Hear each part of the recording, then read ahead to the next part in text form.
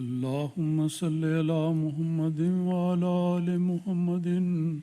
كما صليت على إبراهيم وعلى آل إبراهيم إنك حميد مجيد اللهم بارك على محمد وعلى آل محمد كما باركت على إبراهيم وعلى آل إبراهيم إنك حميد مجيد۔ رمضان المبارک کا دوسرا حصہ جاری ہے۔ اس کا مضمون جیسا کہ پہلے ذکر ہو چکا ہے گناہوں کی معافی اور مغفرت سے تعلق رکھتا ہے۔ اس حوالے سے چند احادیث آپ کی خدمت میں پیش ہیں۔ حضرت شہر بن حوشب رضی اللہ تعالیٰ عنہ بیان کرتے ہیں کہ میں نے حضرت ام المومنین ام سلمہ رضی اللہ عنہا سے پوچھا کہ اے ام المومنین، حضرت صلی اللہ علیہ وسلم جب آپ کے ہاں ہوتے ہیں تو زیادہ تر کون سی دعا کیا کرتے ہیں؟ اس سے یہ پتہ لگتا ہے کہ صحابہ کرام کو اس بات کی ہمیشہ جستجو رہتی تھی کہ رسول پاک صلی اللہ علیہ وسلم کے اقوال، آپ کے افعال اور آپ کی ترجیحات کو ہمیشہ معلوم کرتے رہیں۔ تو ازواج مطہرات سے بہتر کون بتا سکتا ہے کہ رسول پاک صلی اللہ علیہ وسلم کے معمولات کیا تھے؟ تو ایک صحابی نے حضرت ام سلمہ رضی اللہ تعالیٰ عنہ سے یہ سوال پوچھا کہ جب آپ کے ہاں ہوتے ہیں تو نبی پاک صلی اللہ علیہ وسلم زیادہ تر اور بالعموم کون سی دعا کرتے ہیں؟ اس پر حضرت ام سلمہ رضی اللہ تعالیٰ عنہ نے بتایا کہ حضور صلی اللہ علیہ وسلم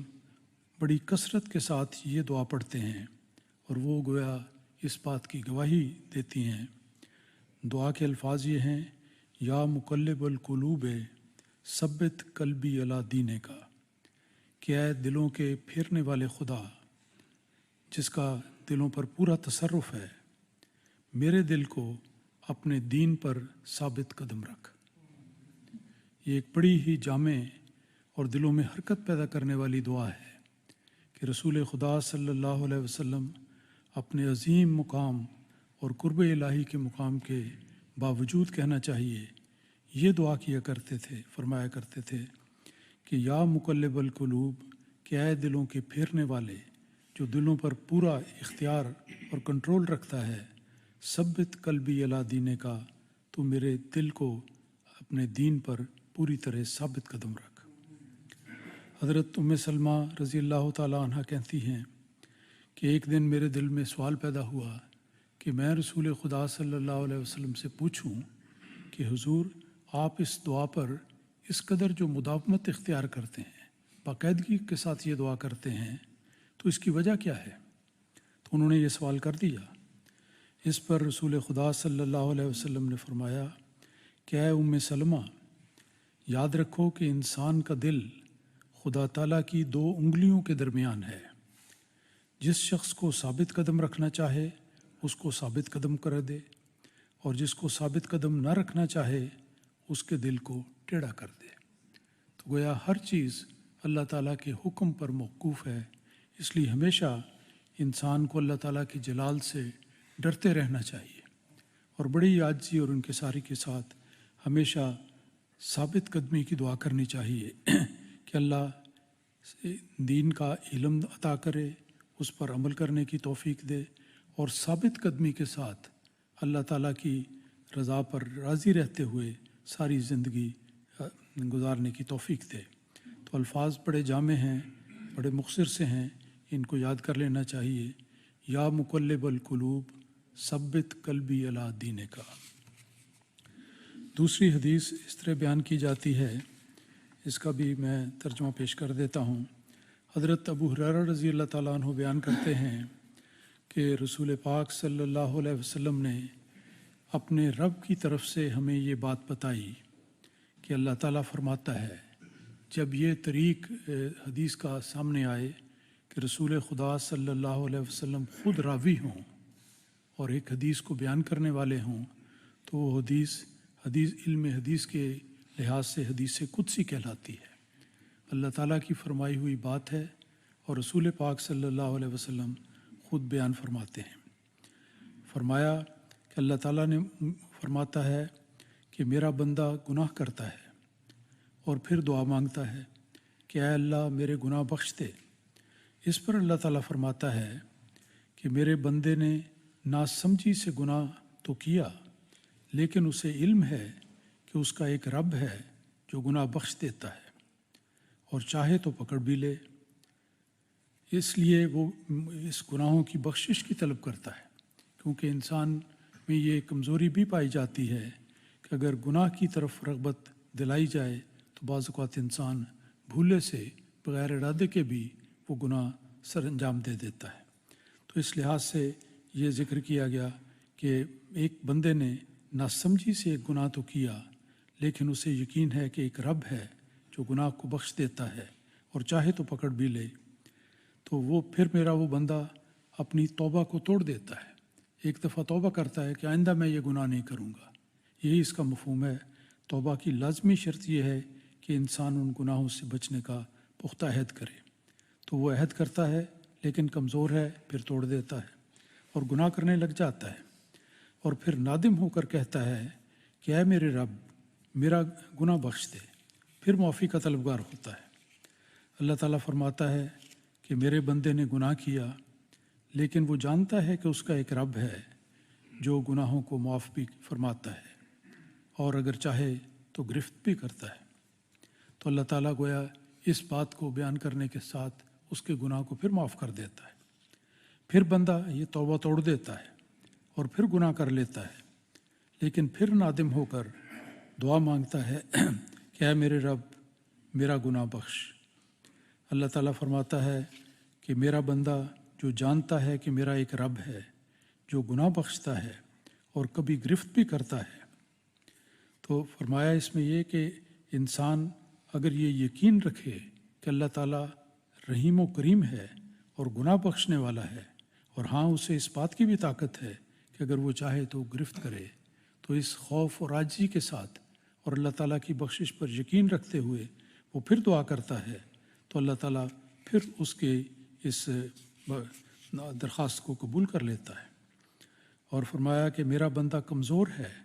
اپنے آپ پر قابو نہیں رکھ سکتا، غلطی کر بیٹھتا ہے، لیکن اگر وہ نادم ہو کر توبہ کرے تو میں اسے پھر بخش دوں گا اور آئندہ گناہوں سے اسے بچاؤں گا، وہ میری منشا کے مطابق ہی کام کرے گا۔ یہ ساری حدیث کا مضمون خلاصتاً یہ ہے کہ انسان کی طبیعت میں ایک کمزوری کا پہلو بھی ہے۔ اگرچہ انسان ثبات قلب کی دعا کرے جیسا رسول پاک صلی اللہ علیہ وسلم فرمایا کرتے تھے،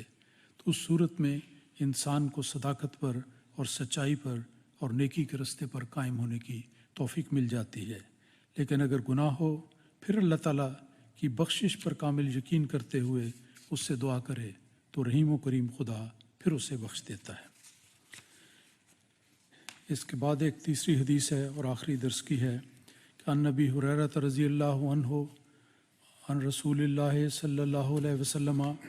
حضرت ابو ہریرہ رضی اللہ تعالیٰ عنہ روایت کرتے ہیں کہ رسول پاک صلی اللہ علیہ وسلم نے یہ ایک آیت بیان فرمائی، یہ واقعہ بیان فرمایا، قالا اسرف رجل علی نفسہ، کہ ایک شخص نے بہت زیادہ گناہ کر دیے، انتہائی گناہوں میں آگے بڑھ گیا۔ فلما حضرہ الموت، اور جب اس کی موت کا وقت قریب آیا، اوصى بنیہ، تو اس نے اپنے بیٹوں کو نصیحت کی۔ یہ اندازہ کریں کہ ایک شخص بالکل موت کے کنارے پر کھڑا ہے اور نظر آتا ہے کہ اب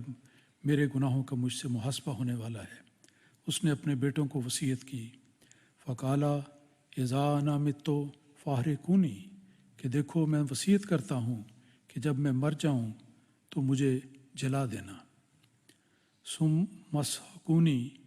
پھر مجھے میری جو خاک ہے اس کو خاک کو ذرہ ذرہ کر دینا،